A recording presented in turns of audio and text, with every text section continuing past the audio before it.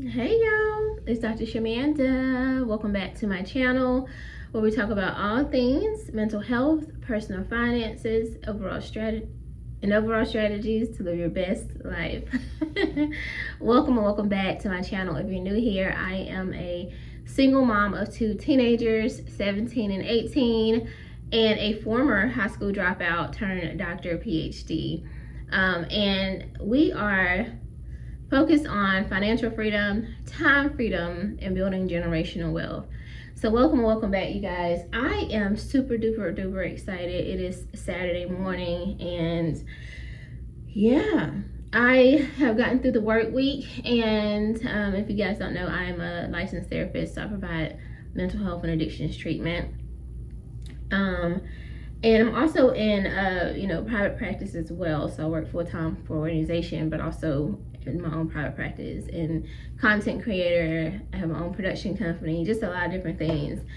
And I just really thought about the day, right, and the time. So today is literally November 15th as we're filming this video, 2025. And I am just like, wow, the time has flown by. We are 15 days into November already, which means we have only 15 days remaining. So we have half of the month left over, just a little bit over 2 weeks left. And I don't know about y'all, but that does something to me. Because again, time is flying by, but I also look at time as an asset. So it's like, okay, what can I do with the last 2 weeks of this month? What can I do with the final month of the year coming up in December? How can I best utilize this time? And so I really want to take this moment to pause, you guys, so we can reflect on where we are. I did a recent video about just locking in these last 90 days or 60 days. I think it was like 81 days at that time. And so I want to just take this moment to pause. Okay, think about, where are you in terms of your goals? Now for me, I'm focused on saving, investing, and paying off debt, all three. Now some of you guys are, adamantly against that, which I totally understand. So maybe for you, it's better to focus on one, whatever that looks like. I actually have goals in different categories. So I have parenting goals, I have physical fitness goals, health goals, sleep goals, obviously financial goals, social activity goals. Like I have goals in every category, and so I'm always taking inventory on where I am and how I'm doing with those, or progressing with those goals, and if there are any setbacks or barriers to those goals. And so I want you to take a moment today, because again, when we get ready to go into the second half of November, and reflect on where you are, because at the end of the day, 2026 is coming fast. And I know people do videos like this at the end of the year every year, right? Like, oh, lock in, stay focused. You only 30 days left in the month, the year. I get it, but honestly, it's real, and I get it now on a very more real level than I did before, because you want to take these moments to really think, reflect on your goals. Like, where am I? What are the barriers in the way of me being successful with these goals that I have set for myself, right? Like for me, I'm weight training or strength training essentially. I've learned that I have to get up early in the morning, go to the gym. I can't wait to the evenings, because then I'm gonna be like, nah, I'm tired, I'm going home. Or I might have a patient scheduled in my practice in the evening, so I won't be able to go.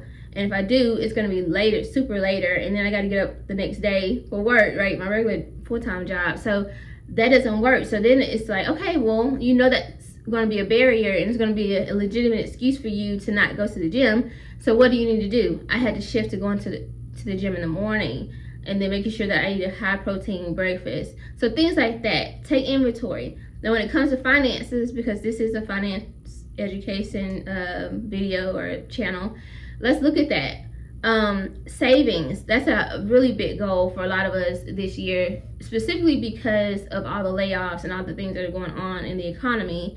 So I think a lot of us are locked in on our savings, which for many of us, myself included, has required us to obtain or secure additional streams of income. And y'all know I am all about multiple streams of income. Yes, you're gonna be tired a little bit. Probably you're gonna be like, ugh, I want to go home and rot on the couch and watch Netflix. I don't want to be doing another job. I don't want to leave this job and then go do something else. I want to go home and rest. Yes, that's what we want to do. We all want to do that. That's called freedom. That's called time freedom. But guess what?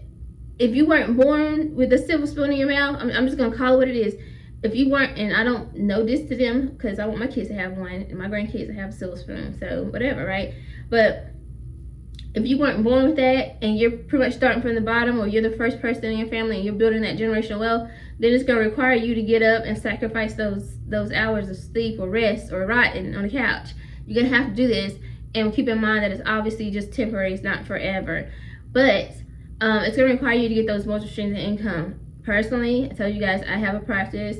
I am all about serving more patients, more clients that don't have access to me in the organization that I work in. So now I offer my services virtually in the evenings and on the weekends. So like right now, in the next hour, I'm going to be seeing, I guess the next 4 hours, I'm going to be seeing patients. So like I sacrificed, the first half of my Saturday morning to see patients and help them out, right? And the money that I earn from that, I put toward my savings. And so again, think about that. Like, what are you doing, and what's the time? What time do you have that you could actually allocate to doing something to earn additional streams of income and revenue? Investing. I know the stock market is like up and down, crazy right now, but that's the cycle. That's how it goes. That money that you're earning, obviously put some towards savings so you can have that freedom fund or the emergency fund, which I know I don't like that word, but you know what I mean. Yes, that should be a priority, but also focus on investing if you can, because when this market flips, because it's going to flip, we've already seen this thing play out multiple times. You don't want to get caught slacking, because a lot of millionaires were created during downturns in the economy. And actually might do a deeper dive video on that concept and the idea, because it's a real thing.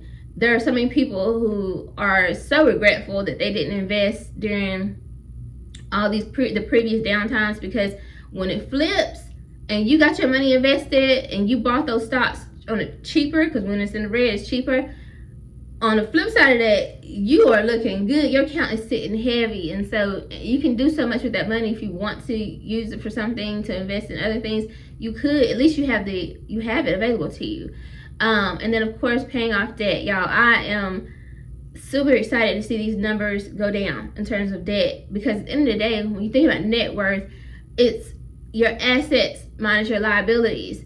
You can have all this money saved, home equity, savings, investments, all that, but if you got a lot of debt, it don't look good on paper, right? Those numbers don't look good because it's a negative in front of it. So you want to pay off debt as fast as you can. So again, some towards saving and some towards paying off debt, and if you can, invest as well. But at the end of the day, whatever your goals are for this year, lock in. We got 15 days left in November. Again, I'm excited about this. I'm listening. Fitness goals, financial goals, everything I can think of, I have goals. And I'm going to do and try to accomplish as much as possible these next 15 days. So how about you? What are your goals for the remainder of November going into December? I want to see what those goals are. If you want to share, comment below in the comment section. Super excited to hear what you got going on. If you like this video, like, comment, subscribe, share, and I'll see you guys in the next one. All right, bye.